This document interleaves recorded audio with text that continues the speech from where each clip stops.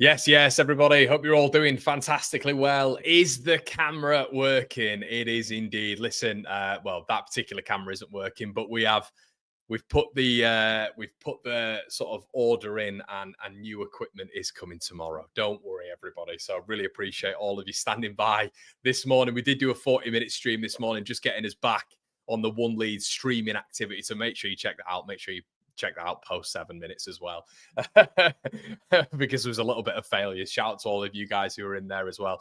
But listen, we've got a little bit of a funny vlog coming tomorrow at 10 a.m. as well for you guys to look at. It's probably one of the first America vlogs that you'll probably enjoy, something a little bit different on the channel. That's already out now on Patreon. If you want early release and access to everything, make sure you head on over to the Patreon. We've got football prize with the brand new prize, everybody, leading up to the weekend's activities. We're sponsored by IPM Group UK as well. Check them out for your security and surveillance needs. Keep it in the Leeds United community, everybody. Welcome to everybody as well. Please make sure you're slapping a like on the video. We'll get polls in the chat.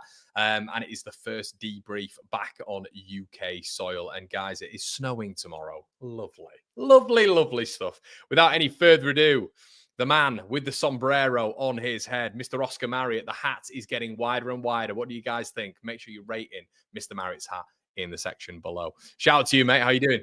I'm good, mate. It's like the gap between us and the top of the table. It's just getting gradually wider each week, and it's getting a bit worryingly wide. At some point, my head will not be able to fit in on this camera.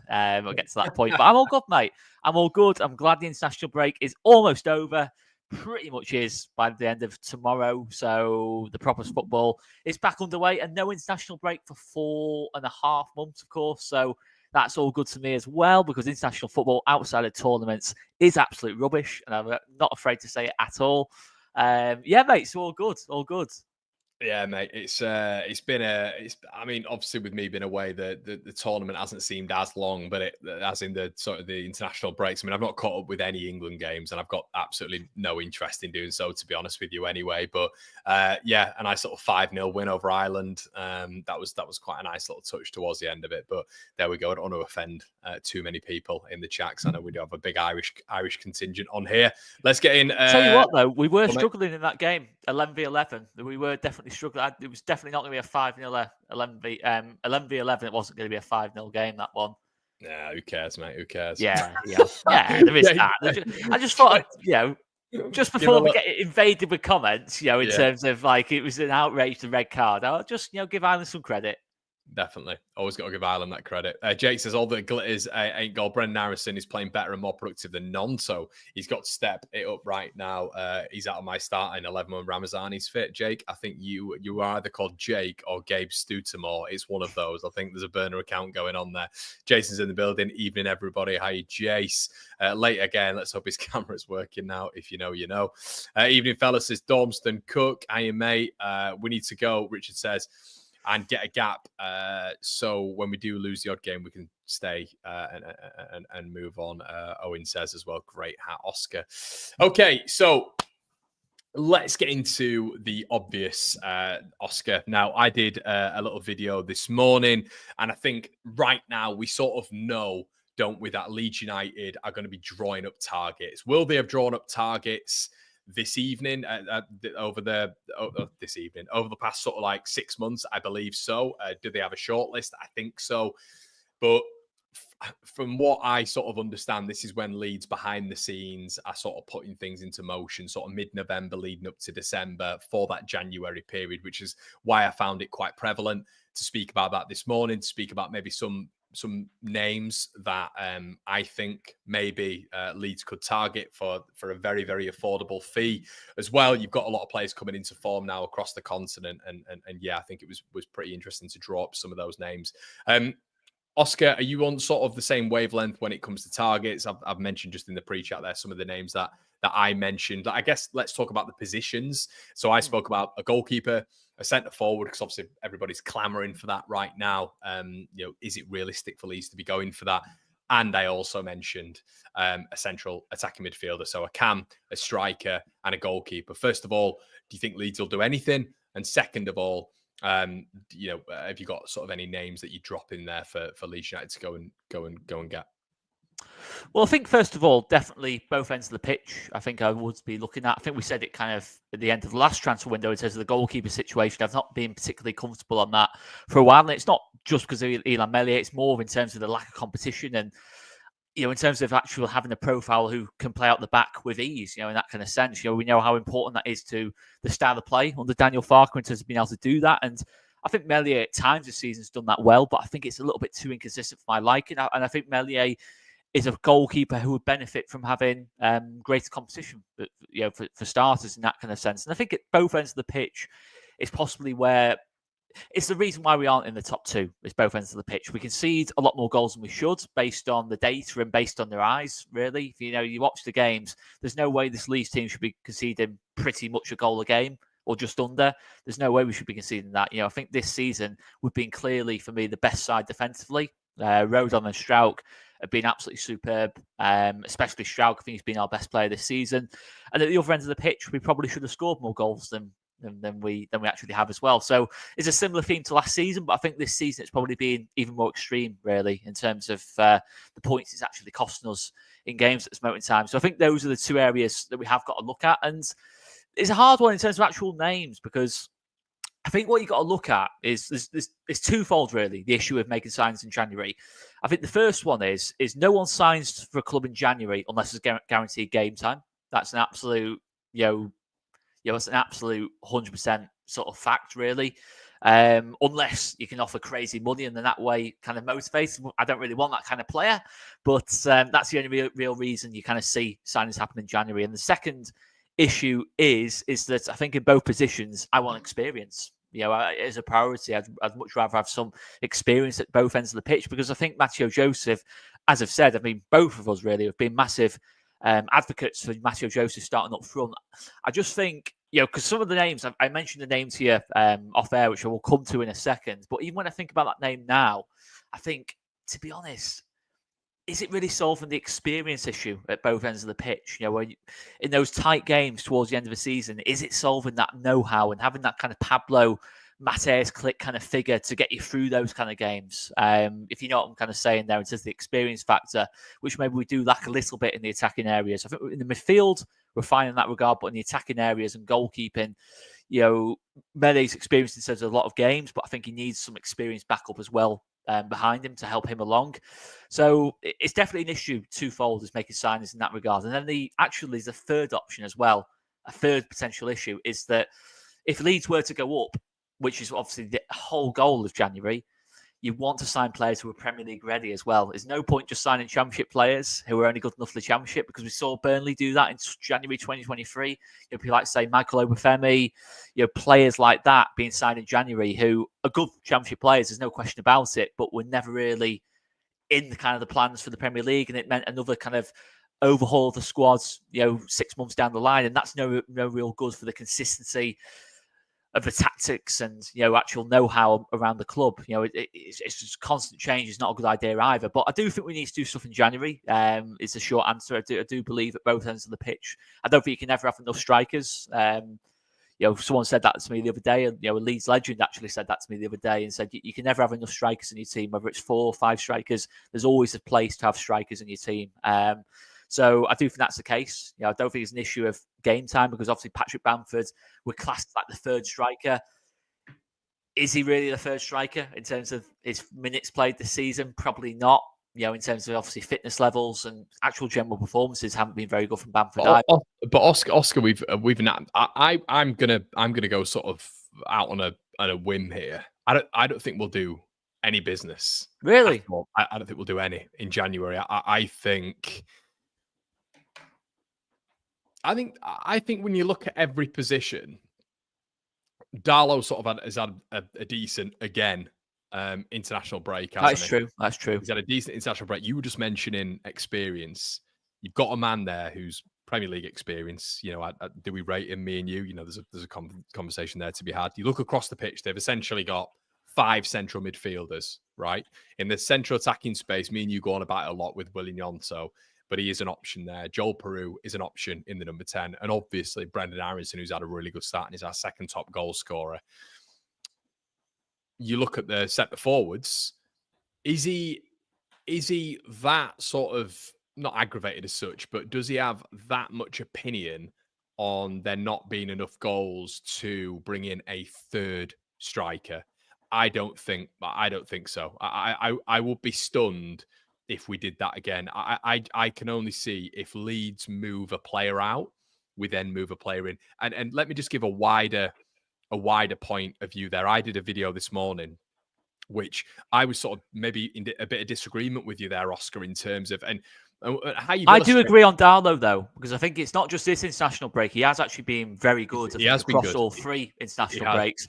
But the issue is, does Daniel Farke trust Darlow to play ahead of Meslier? No, but Oscar, I think as well. I mean, the problem is with what we've seen with Illan Meslier is we've seen a howler this season, probably the biggest howler of the championship season when it comes to goalkeepers. I think that's fair to say. I struggle to, if he was that profoundly affected by that Daniel Farke, he would have dropped Illan Meslier after that game. He hasn't done that. So for me, Illan Meslier doesn't move out of that side. The worry for me, Oscar, is if we go back to the Premier League, I believe that Daniel Farke thinks that Illan Meslier is a Premier League goalkeeper. That's a wider conversation. But my worry is right now, not worry as such, but I believe that kick on in January actively needs to happen. I think we've seen in so many years where Leeds have maybe struggled in that month to really kick on. And there's an argument we didn't properly do that last season as well, when you saw the likes of Ipswich and you know, when you look at Southampton as well with the likes of Joe Rothwell beefing up the side. I don't think Leeds did that well enough last season, but I was sort of on the basis, Oscar, and of the mindset that Leeds' squad was good enough anyway. And I'm sort of falling into that trapdoor again of thinking that Leeds' squad is good enough, and it comes down to Daniel Farke utilising that, because I've said with the 49ers, they've given him more than enough for him to get this Leeds side out of this division. So for me, right now, it's all about just that extra insurance to get Leeds United to the Premier League. And that's what you do. I think you need to roll the dice. I still think you have to roll the dice now, but I'm sort of caught between two minds, because I think this squad is more than good enough to get Leeds up. But I also think that additional push in January, where you bring a fresh face in, we've heard many Leeds players say when a player comes through the door in January, it's like, oh my God, it's great, because everybody else is doing business as well. It gives a bit of fresh impetus. I don't know. Maybe these are the conversations that we need to be having now in sort of mid going on late anyway, November. Well, yeah, the planning will definitely start now. And I don't think it's a case of if Leeds have a terrible December, we'll suddenly panic in January. And I also think if Leeds have a great December, we'll suddenly completely avoid January. I think the planning will be done now, regardless of the results. I think they've seen enough of the season. We're kind of a third of the way through the season. I think the recruitment team has seen enough so far. And I guess it depends on that in terms of, who is actually making the final call, because I honestly don't know at this point in terms of who is making the final call. That's not a criticism. That's just an honest observation. And, I've not got an issue with not knowing who makes the final call. I'm just saying it depends on who is looking at it from what kind of scope they're looking at it from. But I do think we'll make a signing. I do think it'll be a decent kind of name. I've seen a couple of people mention people like Buendia. I'm not sure if it'd be a Buendia, to be honest. I think that maybe be a little bit risky in terms of obviously the obvious wages he's on, and obviously he's come off this massive injury for Villa. But doesn't that sound familiar? Well, yeah, that's another thing as well. It's one of those, isn't it? But you got like people like, say, Philip Billing, people like that, kind of names from probably names from the last transfer window that we didn't get over the line for whatever reason. Maybe we'll go for Max Aarons again. Another fourth window on the bounce where Max Aarons has been linked. But when there's a manager there, it feels like when a manager's got a target and when a manager enjoys a certain player / profile, they do explore it again. We saw it with Bielsa and Dan James. It's a very, very normal thing to happen. I just think right now, if I'm confident in one position, and I know you weren't saying it there, Oscar, I know you weren't saying it, but if I'm confident in one position, it's right back. I think Jayden Bogle's been fantastic for us this season. I really do overall. But I mean, just touching on January signings, I mentioned sort of Joe Whitworth earlier on at Exeter, who's on loan from Crystal Palace, and he's flying at the minute, absolutely flying. Excellent with the ball at his feet as well. Excellent at handling. Only 20 years of age at Crystal Palace. And you were mentioning early on experience.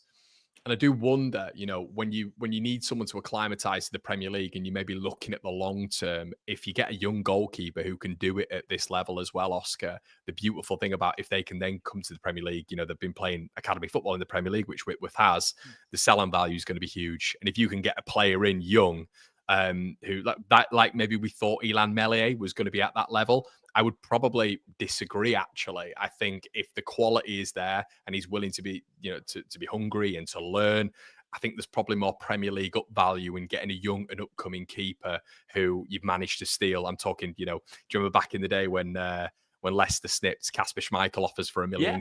I'm talking that sort of buy really. I think I agree. I do agree in terms of the actual the ceiling's a lot higher with a younger goalkeeper. I'm quite a old school in terms of I like having a experienced goalkeeper and a younger goalkeeper from a 1-2, whatever way round it is. But it doesn't have to be that. Okay then? I'd agree with you if the number one wasn't Ilan Meslier, because I think we've seen with Joel Robles. I understand there's context behind it. We've seen. Now if we're using Whitworth, it could be Whitworth number one, Meslier number two. I'd still say Meslier.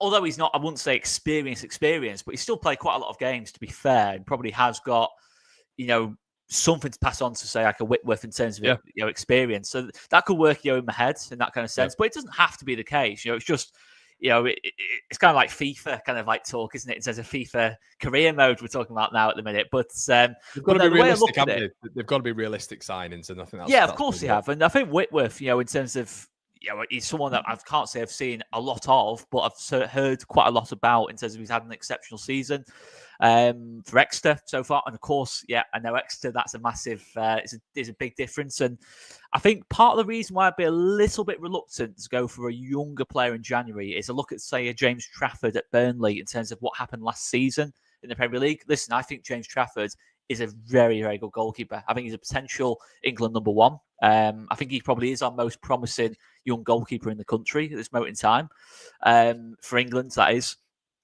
But at the Premier League level, that lack of experience I felt showed at times. I hate using that word experience all the time, but I think it was a little bit of that with James Trafford in terms of when he made a couple of mistakes, he never quite recovered from it beyond that. But of course, that's talking about the Premier League. In terms of Whitworth, we're talking more about getting us over the line, and with that, I'd probably be a lot more up for that. There's a few other names I've got here. Surprise, surprise, they are La Liga based. But I don't know if you want me to mention him or not, or... Yeah, 100%. And look, Wayne, I can see there, says, I really don't think you give Meslier as much credit as he deserves. It's very difficult, Wayne, because I try and make this, and we had something very similar from a Wayne as well this morning, Wayne Poppleton, who was sort of disagreeing with the viewpoint really on Ilan Meslier. And I don't want to make this solely about Ilan Meslier, by the way. It's pretty much because me and Oscar were talking about January targets on how to improve the outliers in this team. And I think one of the weakest points of the team is Ilan Meslier, and I think the stats will reflect that. And we've had a big period of time now, probably quite similar to Patrick Bamford, to judge Ilan Meslier. And I think right now it would be very, very productive for Leeds to go out there in January and make a goalkeeper signing. I think the goalkeeper impacts the whole team. I think the goalkeeper's impact is so underrated. It is so underrated. Everybody focuses on the players who get the goals, and of course they get you out of the division. Look, goalkeepers save you 13 to 15 points per season, and I don't feel with Ilan Meslier he will do that. Might keep the clean sheets, and I believe that is a general team thing from my perspective. I think if the the save percentage, I think if the other statistics like goals prevented, I think if they all line up with the clean sheets, then you can go, oh, okay, across the board, very good here. But I think when you've got a real negative outlook, there was a graph earlier on, Oscar, and it puts him as one of the bottom goalkeepers in the division right now, isn't it? I think it was top 5 to top 8. You might have seen that graphic, actually. Yeah. It was shared on my socials as well. I just believe that it instills confidence from you can't measure that. You can't measure it instilling confidence. It's not quantitative, but I think it does. And I think the Leeds players still look nervy with him. Anyway, we're not going to focus too much on Ilan Meslier, Oscar. Let's go further up the pitch. I'd mentioned a striker earlier on. I'm not going to mention that striker on this stream, guys. If you want to check that out, you can go watch the other one. What I will say is a striker prevalent? Do you think Leeds need to go out there and get a striker? Yoel Peru, Matteo Joseph. Some fans aren't happy with Joseph. Fair enough. That's their opinion.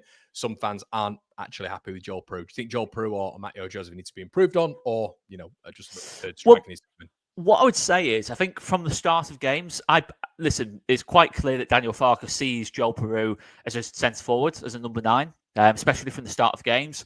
But I personally think if you're going to start Joel Peru, it has to be behind Matteo Joseph, and Matteo Joseph is pressing from the front and making sure the pressing structure of the team is still there in terms of the intensity of it and the actual discipline.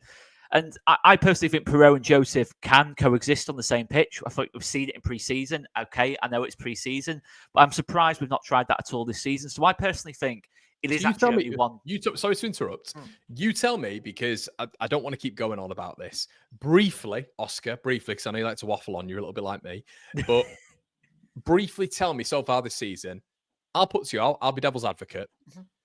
Matteo Joseph hasn't scored a lot of goals this season. Joel Peru, when he's been on the pitch, has started games, has scored, I believe, equal or more goals than Matteo Joseph. And from the bench, he's also scored more goals than Matteo Joseph. So you tell me what case people are running for from a striker's perspective, because strikers, Oscar, primarily, their objective is to score goals. So why would we be happy with Matteo Joseph right now from your perspective?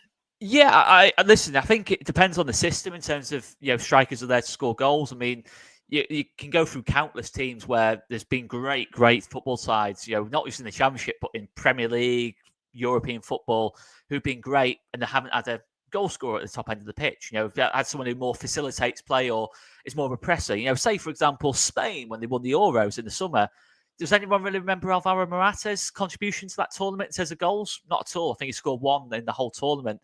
Alvaro Morata's role was to bring Lamine Yamal, Nico Williams into the game. Firmino's role at Liverpool was to bring Salah and Mane into the game. And I think Matteo Joseph's role when he's on the pitch is to bring Wilfried Gnonto and Ramazani into the game. Because I think there's no coincidence that when Ramazani, Joseph and Gnonto have been on the pitch together, we have scored a lot of goals. We have gone through, and against good teams as well. 2 against Sheffield United, obviously the 3 against Coventry. There has been examples where we have scored goals. And listen, I don't think Matteo Joseph is the complete package yet. I've not said that for 1 minute, and I wouldn't be even having this conversation if I felt Matteo Joseph was the absolute undisputed, number 9 for us to get promoted and beyond. But I do believe, in terms of what Joseph offers over Perot is better from a number 9 perspective. Yes, Perot might get more goals, and that's not something to sniff at all. It's more in terms of what Joseph brings to the whole team, and I think we look better as a team when Joseph's on the pitch. I still believe that now. Which is what? Well, it's the pressing from the front, it's the hold-up play, it's the actual ability to spin his man, get us in behind. He can drop to feet. I just think his whole mobility is much better than Perot. I think Perot, to be honest, is probably the cleaner technician in terms of being able to strike the ball with both feet. His finishing, his actual final pass, I think, is better than Joseph's, to be honest, and that can't be disputed. But the whole point I'd make is that I don't think it has to be an either or. I think both can play on the pitch at the same time, and I'd actually bring it back to Brendan Aronson. So I saw a discussion about Brendan Aronson before being better than Gnonto. I don't see it as that at all. I think Brendan Aronson, last couple of games, has been not great, to be honest. I think that's the thing with Brendan. I think at this level, I think when Gnonto has a poor game, for me, I think when Gnonto has a poor game, you still notice him. I still think you notice it. I still think there's a big contribution.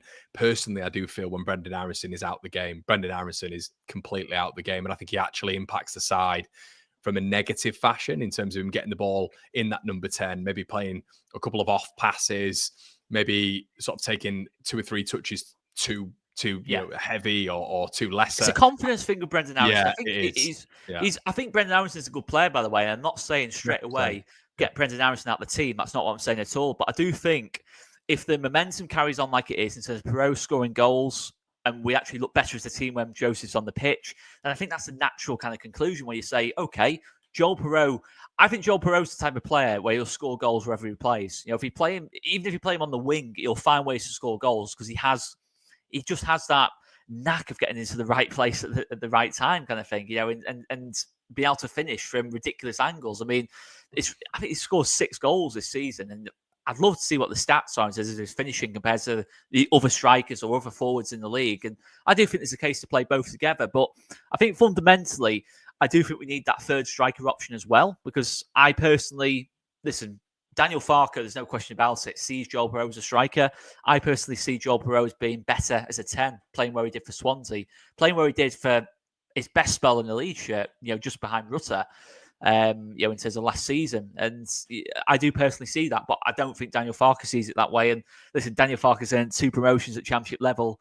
I'm not going to question Daniel Farke on that regard, but I do think for that reason, there can be a case for getting a third striker in there, or a third more natural striker to take a bit of the pressure off Matteo Joseph as well, because I think there's times where I see Matteo Joseph, in terms of his body language, not saying his attitude or anything like that, but he feels like he's got a weight on his shoulders. Yeah, because it's hard, isn't it? Because I do feel like a certain right back last season who was a revelation for Leeds United, Archie Gray, he had a bit of a dodgy spell.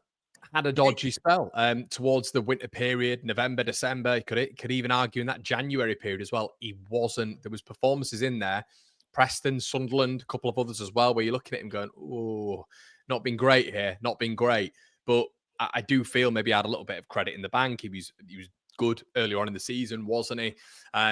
I think, Joseph needs a goal. I think he does need a goal. And I think, getting that monkey off his back will obviously help. But what my sort of messages, and my message has been quite prevalent, quite sort of loud on this channel really, is I know his name is Archie Gray, and Gray is synonymous with Leeds United, but Matteo Joseph is almost of the same ilk. And I think people forget that in terms of his age. They forget how young he is. It's his first season, his first full appearances for Leeds United.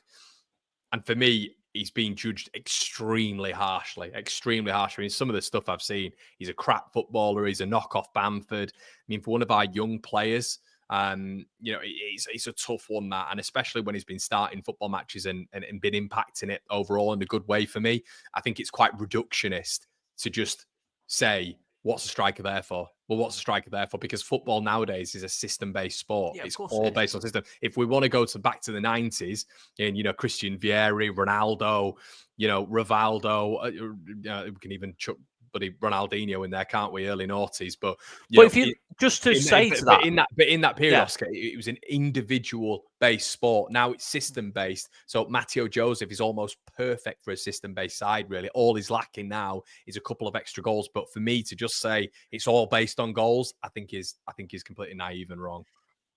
This might be a bit of a bold thing to say, but had Jorginho Rutter stayed at Leeds, I'm pretty convinced Matteo Joseph would be near the top of the goal charts in the Championship. I'm pretty convinced of that. And the reason I believe that is that if you look at this, isn't it to dig out Brendan Aronson, by the way, at all. It feels like I'm doing that, but I'm not. I'm really not. I just think Brendan Aronson is a very different type of 10 to Jorginho Rutter.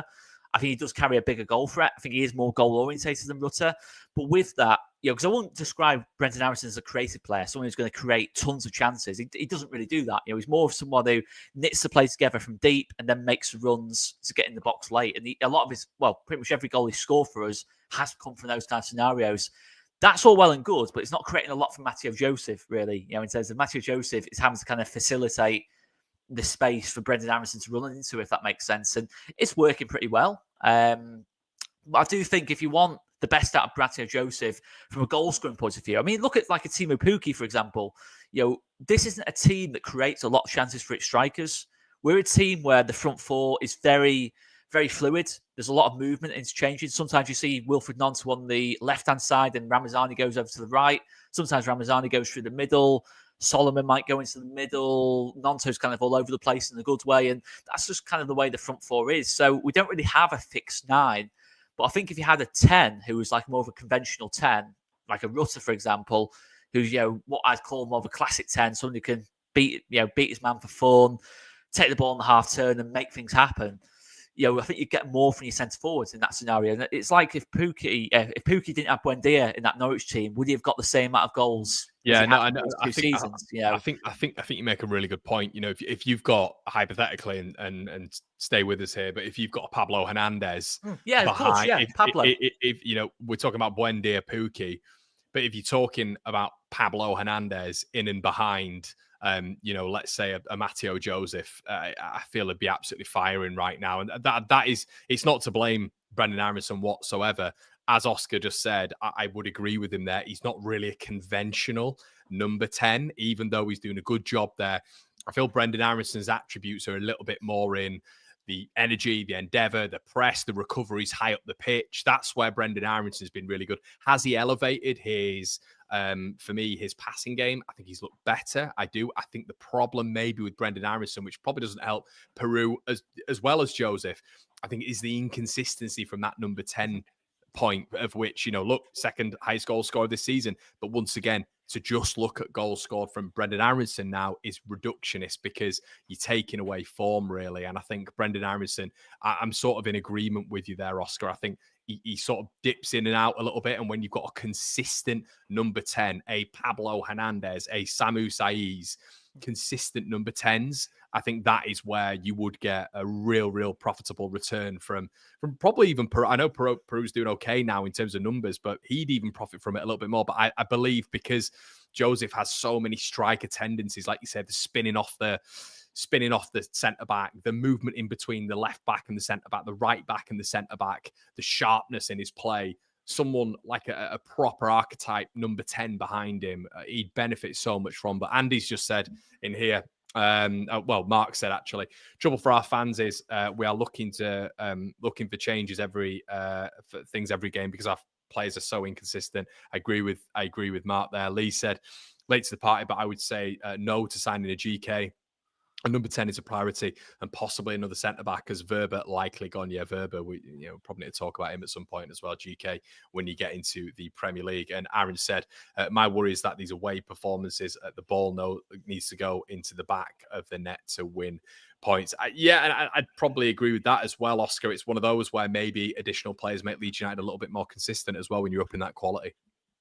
Yeah, of course. And it's one that I think what Leeds need is almost like a hybrid of Joseph and Perot kind of thing. In terms of someone who can make goals out of nothing, in terms of just through exceptional ball striking. In those tight games, like say Millwall away, someone who can essentially do what Ramazani does from the left, but further inside, who can just make those things happen from nothing kind of thing. We've not had that up front for quite a long time at Leeds. I mean, Perot's probably the closest we've had to it, but in terms of what Perot offers physically, we probably want more of a.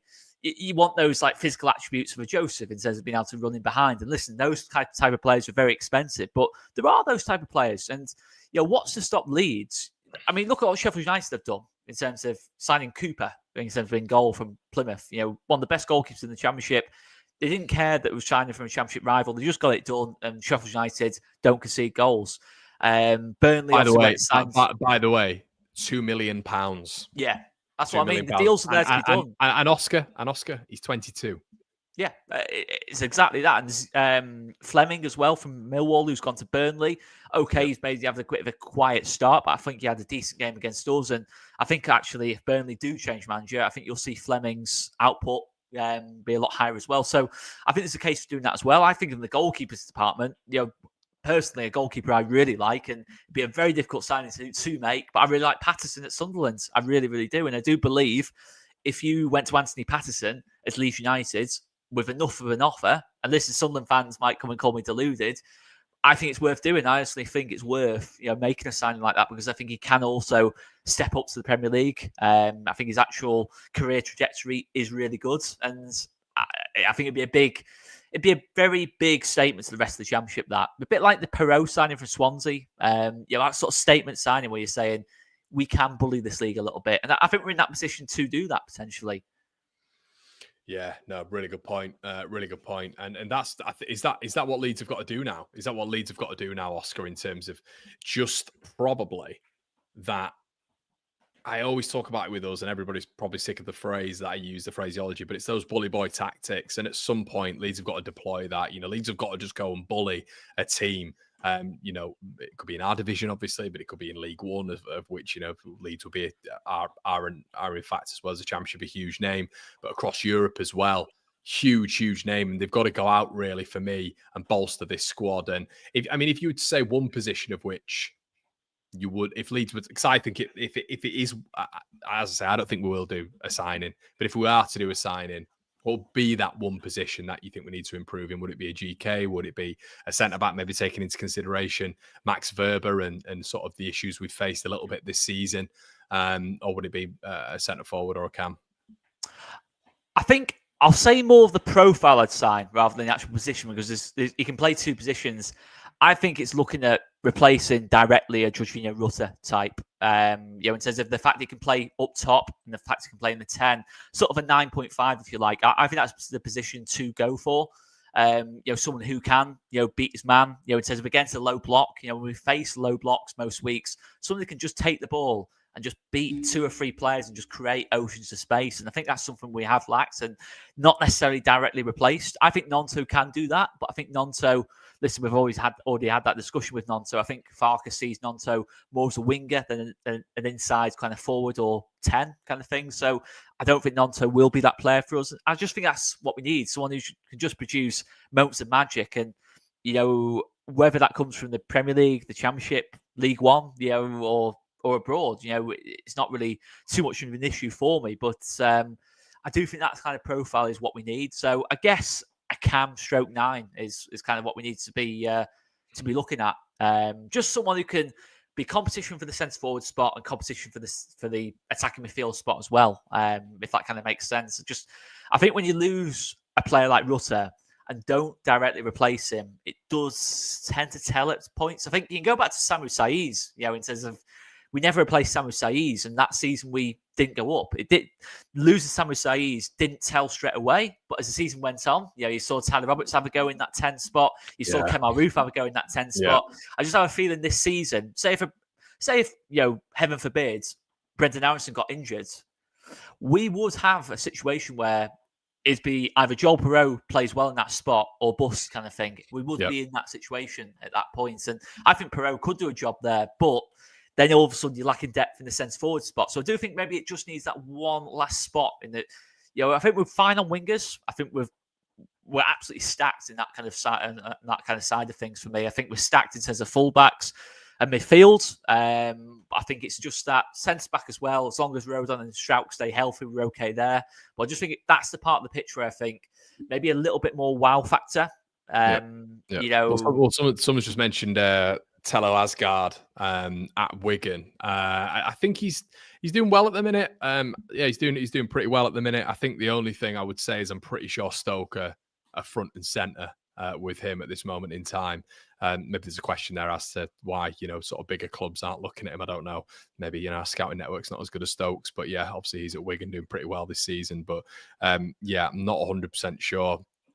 It's arrogant, really, isn't it, Oscar? Do you want to be looking a little bit higher? But I'm mentioning sort of Joe Whitworth there, so you're looking down at League One there. But his numbers are truly staggering this year when it comes to a goalkeeper's numbers. That's why I'd look at League One right now. I think certain players, and it has to be outstanding players at that level, who have experience at the top level in terms of top level academy as well. Someone like Whitworth for me would be someone who I'd focus on. I'm just not sure with Asgard. Can't profess another name I mentioned to you off camera was Louis Barry at Stockport, of course, on loan from Villa, I believe. Whether that could be one where we kind of bully the situation a little bit and say, well, hang on, Aston Villa, do you not want Louis Barry to come to the Championship rather than staying in League One? He kind of ticks the boxes for me in terms of the fact he can play 10, the fact he can play number 9. He's been exceptional this season in terms of ball striking, that ability to make something happen out of nothing. And I think the reason Barry would be less of a risk is that he's played for top clubs before. He's played for Villa. He's not played football for Villa so much, but he's been in that kind of environment. That's exactly why I think someone like a Whitworth and I think a Louis Barry are better shouts, I think, than maybe an Asgard. I think you've got to get someone. If you to get someone at this level, for me, at this time, you've got to go out and get someone who's maybe had a very good caliber in their career so far. Yes, they've been down to League One, but they understand the operation at top level, and they are top players at that level for me anyway. But let's move on, mate. Gyokeres, blunder. Victor Orta. Essentially, we figured out today that he had the option of doing it, but he just didn't rate Victor Gyokeres. And now, listen, there's hindsight now. We can turn around and just go, look at Victor Gyokeres now. But wow, when you look at the profile of Gyokeres, what he was doing, even when Victor Orta was looking at him, and obviously 6'2", 6'3", a monster, very good with both feet. you do wonder, I don't know, maybe there was a lack of physical profile, maybe a lack of athleticism. I don't know at that level when he was that young, but by God, what a miss that was. And that basically is, guys, that, Victor Rota has essentially admitted that he could have bought, or we could have gone for Victor Gyokeres, and he'd have been confident that we'd have done something with Victor Gyokeres. And yeah, he decided not to do that. Yeah, I think the ship sailed on that one now. I've got to be honest with you, mate. I don't think we'll be able to get Gyokeres now, or at any point. I think he's going right to the top, no question about it, and that is a gutting one, to be honest. I think in terms of, if you look at January, of course, Rutter ended up being a fantastic player for us. There's no question about that. But in terms of what we needed at that point, there was no question it was Gyokeres rather than Rutter at that very moment. No disrespect to Rutter. I think he's a more eye-catching player than Gyokeres at that point. But yeah, I think that really could have made the difference. If you look at, obviously, Rodrigo had an injury at that point. I think against Accrington Stanley, he picked up that injury that kept him out then for sort of like a month or two. Of course, Rodrigo was scoring a lot of goals. The opportunity that was there to go play Gyokeres, get Gyokeres in. And okay, he was only doing it at championship level at that point, but he was by and far the best striker in the championship at that point. He was standing out for that commentary team, along with Gus Hamer at that point. So it's a tough one to take, mate. There's no question about it. Especially the price tag I saw quoted as well. It is one where you want to punch yourself in the face 20 times, and that's not enough really to get over missing on a play like that. So it's very gutting. He's up there with Guardiola. Nida says Sporting Lisbon's coaching makes sounds like Sunday League, though. Gyokeres would probably be loaned out to League One by now. And there is that. I mean, there's no question about it. Ruben Amorim has definitely improved Gyokeres in terms of the maybe weaker parts of his game. And I've just mentioned Guardiola there in terms of shout out to the unsung hero as well, Hugo Viana, in charge of recruitment, sporting director as well at Sporting Lisbon as well. If you old heads remember Hugo Viana, I think Newcastle centre mid, Ronnie Oscar, I think. I think it was Newcastle. I think testing your knowledge there, mate. Your ball knowledge. I know I'm a bit older than you, but get it in the chat, everyone. I think it was Hugo Viana at Newcastle. I think you are right. I think he's sort of like box to box kind of midfielder, I think. Yeah, mate, half decent.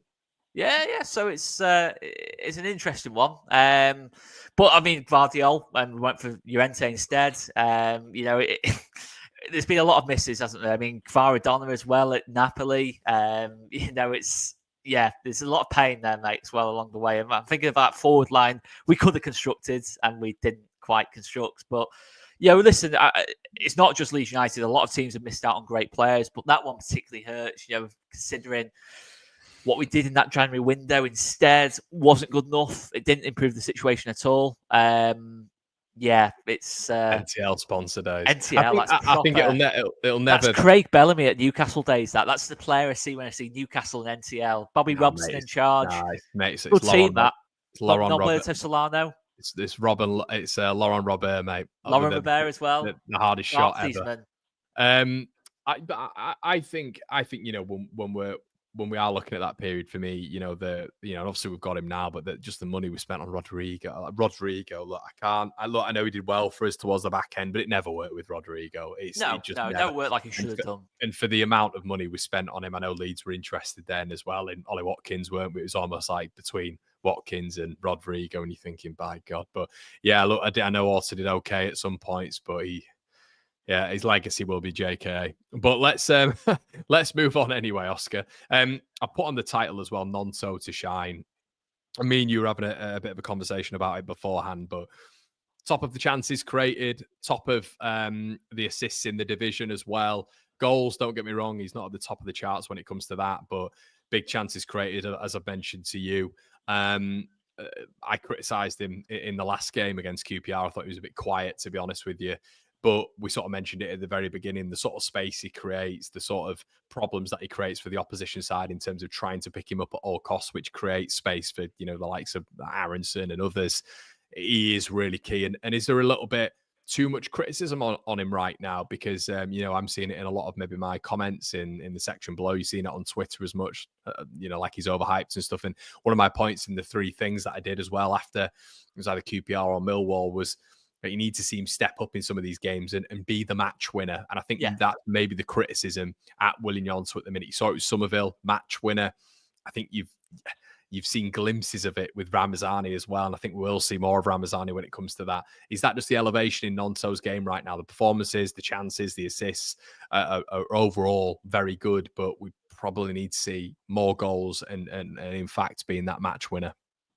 I mean, he's still playing well. There's no question about that. Gnonto still has. If you look at it objectively and just forget in terms of if you forget the name, if it was Gnonto, if it wasn't Gnonto's names, he looks at the stats, you'd say, "Wow, that's one of the best players in the championship." That is someone everyone was wanting their team. And I still think, if you look at the other 23 teams in the league, what their fans say about Wilfried Gnonto, they see him as one of the best players in the league, and there has to be something in that. And when you watch Gnonto, when Gnonto is at it, in terms of fully at it, a 9 or 10 out of 10 performance, no one else in this league can touch him for me. And I include the likes of Ramazani, the likes of Gus Hamer, people like that. I don't think they can touch Gnonto when he's fully at it. The trouble is, we're not seeing that side of Gnonto enough, and it kind of feels like we don't get many 8 out of 10, just very good games from Gnonto. It's either utterly unplayable or just about does enough in the game to, to kind of like keep us ticking over kind of thing. There's nothing really too outstanding.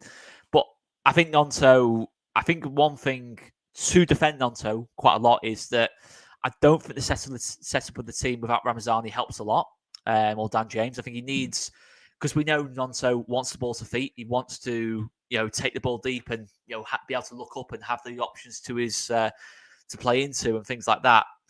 Solomon also likes to do the same thing. So I think for Gnonto, ideally on the other side of the pitch, he'd want a Dan James making runs for him to create space. He wants a Ramazani running in behind, creating space. So he has more space to play into. I think that's a natural thing. I think it's the case with any kind of forward play. You've got to look at the situation around him. And I think as well, it says if Perot's not the most mobile centre forwards either. So there's not a lot of movement off the ball for Wilfried Gnonto at this moment in time. So there is definitely that. It's definitely difficult for Gnonto. I think obviously, ideally as well, you'd look at it and say, if he had his favoured options on the pitch, I think it would help Gnonto a lot. I think you're seeing that kind of run of form around Norwich to Sunderland to Coventry kind of time where Gnonto probably wasn't his best form of the season. And I don't think there's any coincidence that was when Ramazani was in the team on that other side of the pitch. And we were able to have threats on both sides, in terms of being able to turn teams around. And that is something Gnonto offers in abundance. Is there something here with what Mark's saying as well in terms of the long term? If players cannot shine in the Championship, they don't have much chance in the Premier. It was interesting with Gnonto, wasn't it, Oscar? Because even with Somerville there, he was the danger man in the Premier League. Yeah, he was. The stats do not back it up in terms of goals, but I think assists he did okay. But he was the danger man. You play Man United, a lot of my scum of friends up here would be very much like, "Oh, we've got to watch out for him." And obviously within the second minute, he smashed the ball in the back of the net. And he was the danger man. He was the man who a lot of Premier League sides were trying to nullify. And I think that sort of maybe gives Gnonto a little bit of an edge up in terms of, I think he's right now within the structure and within the side, him and Pascal, maybe you look at have sort of proven it at Premier League level. You could maybe throw in Jayden Bogle there, definitely one of Sheffield United's better players in the Premier League. But yeah, you do have to shine in the Championship, it feels, Oscar, and a lot of those players, do shine in the Championship and then do shine in the Premier League. But I think we've seen with Gnonto that he has performed. You'll forget he's still quite young. We've got to just increase. Yeah, of course we do. Of course. I still think Gnonto is, without question, one of the first names on the team sheet. I really do. I think, he is a key player for this Leeds team. There's no question about it. When Gnonto's on it, Leeds are unplayable. We've seen that this season. He hasn't been below par all season. We have had spells of really good games. I remember Sheffield Wednesday away. He didn't actually get a goal or assist in that game, but he was utterly unplayable. But I think Gnonto, I think part of the reason why I'm a little bit more critical, this is more of a good reflection of Gnonto because we know we can be better. The fact he's still topping, the stats in terms of creating chances and making things happen, it shows how good a player he can be. If he is fully at it, and I think he can be the Buendia, the Ben Rama, of the past who have just been far too good for this level. Just players who really stand out in that kind of sense. And I do think Gnonto has got the capability to do that. He has at times done that this season, but ultimately he's not doing it enough for his quality, is my personal view. And I do believe he will. I think probably since that. Do you remember when we had those 3 games? Sunderland, Norwich, and Sunderland, Norwich, and there was Sheffield United. Was it Sheffield United? Was the one before that? I can't remember. Oh, the one before Coventry. Coventry. Oh, I mean, he's unplayable. As I said before, he was unplayable in that style of games. Those three for me, Coventry, Norwich, and Sunderland were his best games of the season. But Sheffield Wednesday was up there, very, very good as well. But it wasn't. If we're looking at those games, he was profitable in all of them, wasn't he? I think he got 4 assists in all of those games. But he was very, very good as well, I thought, in all 3 of those games. And I think, Oscar, beyond that, if we look at his sheet here, Ireland under-21s, of which he played, obviously, the full 90 for Italy under-21s, Sheffield United, Watford, Bristol City, Plymouth, Millwall, and QPR, which you'd be expecting Wilfried Gnonto to rack up, bloody hell, 6 assists, 3 goals maybe. So in those games, bearing in mind, Sunderland, Norwich, and Coventry got 4 assists and a goal in those 3 games. In those that I just reeled off, Ireland, under-21s, albeit for Italy, Sheffield United, Watford, Bristol City, Plymouth Argyle, Millwall, QPR, in all of those games, 1, 2, 3, 4, 5, 6, 7 games, it's 1 assist. So there is definitely been a little bit of a dip. And I have to say, Oscar, in those games in particular, I've not looked at Gnonto and thought he's lit this game up. I think in those 7 games, obviously Ireland taken out of it, 6 games, he's been a little bit inconsistent, hasn't he? And that can't happen. That can't happen. For me, Ramazani, there is no way Ramazani will go on a run like that this season. No. It just doesn't happen. He's not that type of player.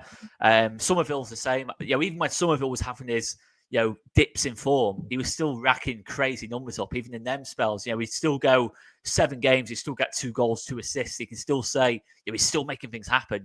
Most of the time, most of the games, he's coming off with either a goal or assist. And listen, it can't just be down to stats. We know that.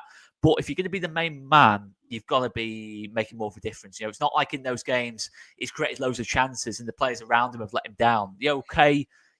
Joseph away at Bristol City should have probably scored with that header from the Gnonto cross, and Gnonto played that beautiful pass into Dan James. But these are like isolated moments. We've not really seen brilliant performances, not bad ones. He's just been kind of like 6 or 7 out of 10 in those games. And for me, he's got to be better than that. He is capable of better than that. It's kind of, for me, a player of that quality shouldn't be going 6 games out of 7 and not getting any kind of contribution on the pitch and says a goal or assist.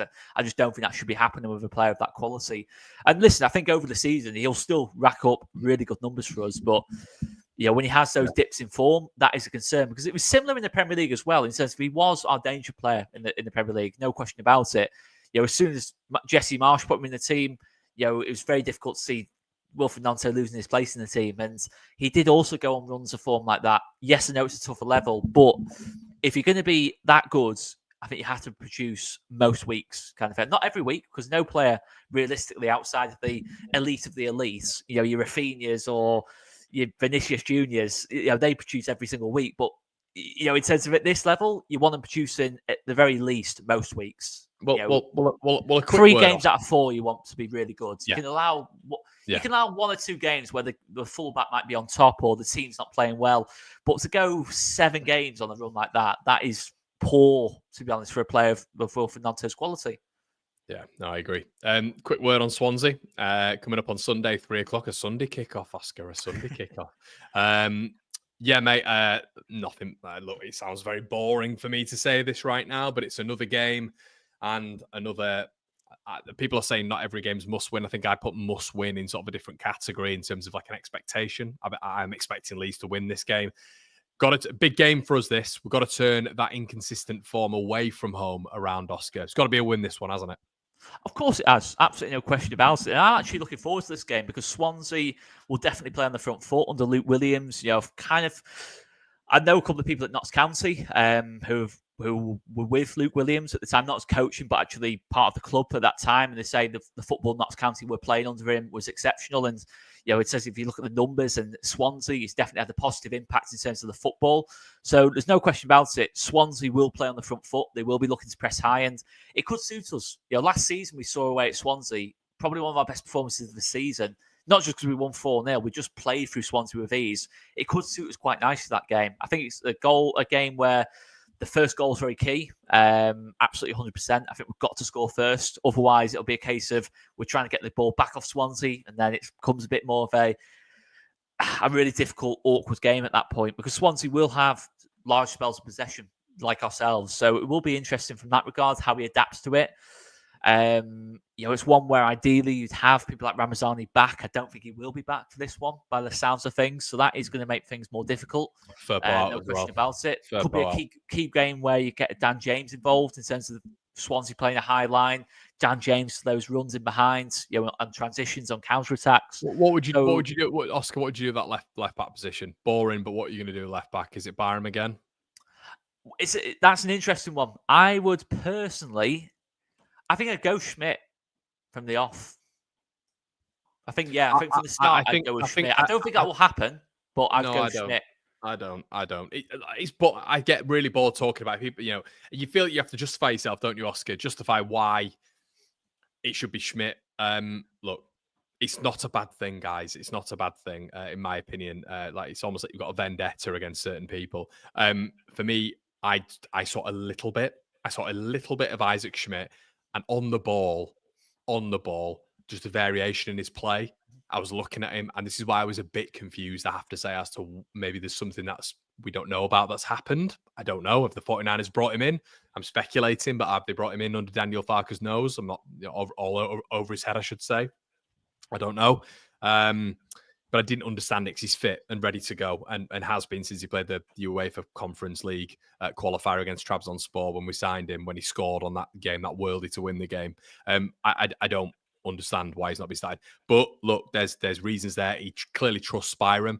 But for me, already, you saw Schmidt getting forward, and I get it's game state, I get it's QPR, but already he looked very adventurous, and in X amount of minutes, he got an assist, didn't he? Really? So, I think he looked... I liked him a lot. For me, on that left back spot, you need a way more adventurous fullback / wing back for what Daniel Farke and what Leeds United need to produce systematically. He has to go with Schmidt in this game for me. Yeah, I think I can see why he wouldn't, though. Because I think away from home, decent team. It says from an attacking sense, will keep a lot of the ball. Let me talk about this. Let me talk about this because, okay, and we've had this away from home with Byram a lot. Okay, Bristol City been the key example of which a lot of people were telling me had a brilliant game. I think it was based on a FootMob rating, which is fair enough. I know people like to go on those all the time, but for me, there was, from a defensive perspective, Sam Byram, no problems. Mm-hmm. The production it gives you, and especially when we're talking about Wilfried Gnonto, okay? Yeah. When we're talking about Wilfried Gnonto on that left-hand side, Wilfried Gnonto profits massively from Junior Firpo on that left with the underlaps, with the overlaps. That has to happen for me in this Leeds United structure to get the best out of Wilfried Gnonto, because it means he can vary his play. He's got more space to work with because he's not been tripled up on. You have to have that option to drag away the player. Okay, for me, if Byram isn't offering that, and if Gnonto is gesturing for Byram to do that in an away game, it automatically, we don't even have to talk about him inverting all the time, but it naturally makes Leeds a little bit more conservative. And if we're to win the game, we know the production levels on the left and the right have to be extremely good, Oscar. We know that. And I just feel that with Sam Byram in there is a natural imbalance. And the weird thing about it, Oscar, is we seem to continuously go down the left as well when Sam Byram is there away from home, which I don't understand. If you are to put Sam Byram in there, fine. Just don't build up through Sam Byram. The only issue is we become very predictable, Oscar. I think if you're gonna go to win the game at Swansea, I think you've got to have a productive left back who doesn't get a nosebleed when they go beyond the halfway line. I think you've got to have Schmidt in there for me for this one. I would agree. But what I would say is that, Swansea, will look to play on the front foot. I think I'd agree most teams will sit in against us. I think we've seen it this season, but I don't think Swansea are one of those teams. So there is a slight case in terms of, because listen, I mean, I'm saying this like Schmidt's not a good defender. I don't actually know if Schmidt's a good defender or not. the only highlights I've seen of Schmidt, the only kind of footage I've seen of Schmidt has been in an attacking sense. And I think Schmidt, in terms of what he offers going forward, I think he's really, really good. I really do. I think I've only seen limited minutes of him, but you look at his data, he can carry the ball through the thirds. You don't see many fullbacks doing that. Mark's agreed with you here. That's what, and maybe that's the conversation. Maybe that's. I mean, let's hypothetically say that Schmidt isn't as good as a defender as Sam Byram. Then what's the objective going into this game? Is it? Well, I'd still go Schmidt, by the way. Even with that, even if he's slightly weaker defensively, I'd still go Schmidt. And it's posing the question in the chat, but it's interesting. It's interesting. It's, do you risk? Do you go for it? Do you go for it? And do you almost, it's bringing me back to maybe yesteryear with Marcelo Bielsa, when you've got Alioski, who could not defend, by the way, just bombing on that left as an extra left winger, and Luke Ayling bombing on as that right-sided winger. But he was also a good defender back in the day, Luke, wasn't he? But Alioski was never a defender in a month of Sundays. But look, as Nida says, you're never going to know, are you, if you don't start Schmidt? Yeah, of course. And you just feel now, if you're not going to start Schmidt again against Swansea, and you're going to go with what it's fair enough. But at least we know we're maybe going to go there. And it's not like you're setting up for a point, because you've got many other players in that pitch who can win you the game, Oscar. But I do think down that left side, it does become a bit predictable, particularly if Solomon starts instead of James again, which who knows whether that is the case or not. But I think Solomon needs kind of like dynamism around him. And I think in terms of Schmidt, I think the fact I really like Schmidt as well is he's clearly very good on both feet in terms of left foot and right foot. I'm not actually sure which is his stronger foot. I think he's one of those players where he is so good on both feet that he can just kind of play either side. You can see why he's a right back and a left back in that kind of sense. And I think a lot of our play is down that left-hand side, I think you need someone who can make things happen with the left foot as well. Who's someone who can go down the outside like a Firpo. And I think Schmidt's probably the closest to that out of the fullback options we've got. So I would personally go Schmidt. I think it just gives him more dynamism around Solomon, more kind of like energy in terms of in the attacking third. And if you can play Schmidt into like some sort of relative form, then we could be having a conversation about Schmidt starting and Junior Firpo on the bench. We literally can be having this conversation right now. The issue is, Oscar, you're never going to have that conversation with Sam Byram. Schmidt is 24 years of age as well. At some point, when you've got rotation on the right-hand side with Bogle out for the period that he was out, Firpo, I believe he was injured, wasn't he? Or is it just been it's the injury and the suspension now, isn't it? Yeah. But he was injured before, wasn't it? Well, that's the thing. It is the bookings. I mean, the suspension he's picked up. No, but but when he brought Byram in, was it the injury then the suspension, or is it just been the suspension for the whole thing? I think it was the suspension, the yellow card suspension at that point. Because I said on here he should pick up that tactical yellow card, I think, didn't I? Yeah. So how many games has Firpo got left? Is it one after this? I think one after Swansea, yeah. One after Swansea. One after Swansea. So Luton, he will be suspended for that one and then back for Blackburn away on the last one in November. But for me, it's one of those where he could play himself into form, and at course, least if we're potentially getting into the Premier League as well, then you want someone like that to be in form. So whatever the outcome is, you've either got a player who I know I'm gassing him up massively, but you just never know. You never know. He could be a very good footballer, which keeps Junior Firpo out of the side. And then we go to the Premier League and you're looking at Isaac Schmidt as a potential Premier League player. But we're never going to see that upside from Sam Byram because we know what his ceiling is. We don't know what the ceiling with Isaac Schmidt is. So this is why I'm getting frustrated with it, Oscar. To me, it just makes no sense unless there's been a little bit of dispute in the background. I just don't get it. It's listen, I do really like Sam Byram, by the way, as well. I think when you've Gulkit, I think you start for 95% of the teams at this level. I really do, right back or left back. So I think it is good to have Sam Byram available as well. But I would personally say Schmidt, in terms of what he can offer on a football pitch, in terms of when you look at his underlying data, the admittedly limited minutes we've seen of him, the limited footage we were able to see of him, obviously, for his previous clubs. There's not as much footage available as there would be if he played for the Championship club or a Premier League club where you could really look into him as a player. But he looks like someone, for me, who could play right back or left back as easily as the other. He can play either side. He can play a variety of different roles. He can convert into midfield. He can play as more of a natural, overlapping fullback. We've kind of seen that in glimpses of that QPR game, of him doing a little bit of both. And he could be someone who, not just Junior Firpo, it could be Jayden Bogle, who he puts under pressure for that right back slot, because we know how good Isaac Schmidt is on his right foot. In fact, he has played a lot of football at right back as well. So there's definitely a case there. I don't think Sam Barham, as much as I do like Sam Barham, as you've kind of already said, his ceiling, I don't think he's ever going to offer now, in terms of his age, more than what Firpo does all round. I don't think he'll offer more than what Bogle does all round either. I think he's just going to be someone this season for us. And this isn't to diminish Sam Barham's role at all, who's going to play sort of 15, 18, maybe 20 games a season for us and be that kind of like solid utility man at right back or left back. And there's nothing wrong with that, by the way. But I think the reason, I'm not going to speak for you there, mate, but I think the reason it is frustrating is that Schmidt, it looks like his locker kind of, there seems to be a lot more in that locker kind of thing, in that kind of sense. There's more feathers to his bow. More feathers to his bow. Yeah, that's the one. I was trying to think of a way of putting it. Yeah, there's more. Yeah, there's more feathers to his bow, and I do believe that. But at the same time, I've not seen anything. I've seen absolutely nothing of Isaac Schmidt defensively, because he was also playing as a wing back, previously. So he hasn't had to do a lot of defending. And I know it's the classic example we always go back to. Barry Douglas, in terms of when he was playing wing back for Wolves. No, how good did he look though, mate? He could. When we saw Barry Douglas for Wolves and signing for Leeds, I could not believe it. In fact, I think it was one of the first videos on All Leeds TV that went viral. Was myself and you reacting to Barry Douglas signing and going, how on earth we got this player? And and then we saw how good he was going forward. I still will stand by that. He was great going forward. His delivery was fantastic. Defensively, though, he was a weak link. There's no question about it. Let's sign this off. Can I just say one more thing? Go on. I don't know if you noticed me looking down. I was actually, because obviously we're talking about, in terms of signings.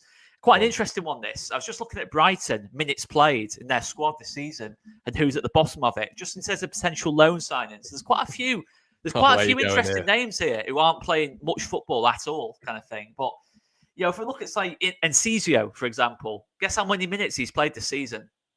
Go on. 84 minutes in the Premier League. Okay? So I'm looking at that and thinking, Matt O'Reilly's coming back into the picture. João Pedro's coming back into the picture. Can Leeds be cheeky there, potentially? Evan Ferguson, 101 minutes played in the league all season. Rutter's playing in his position. Welbeck's having the season of his life. Could Leeds be really, really adventurous and say, a loan for 6 months, go down that route, be really adventurous and see what happens. Well, I think the beauty of that is it almost like falls into the Jeremy Sarmiento category, doesn't it? Exactly. With Ipswich last season, I think it's a really interesting one, that, because Enciso, it's a ridiculous championship player. Gruder, the new signing, has played 59 minutes. He's still only 20, so maybe they'll want him to get more experience. There's a lot of names on here where I'm looking at and thinking, yes, they're clearly too good for the championship, but I'm looking at, like, say, Buonanotte, who we almost signed last summer. In terms of that could have happened, that deal potentially. It feels like with Brighton as well. It feels like you look at their attacking breed. I mean, even the goalkeepers, Verbruggen, what an unbelievable goalkeeper he is. But it feels like their talent recruitment, especially for loans, Oscar, when we've got 4 available, 3 or 4, I believe it is, with loans, Brighton would be an unbelievable pool of just young players of which you can look at. And we've already established a relationship with them, with Rutter.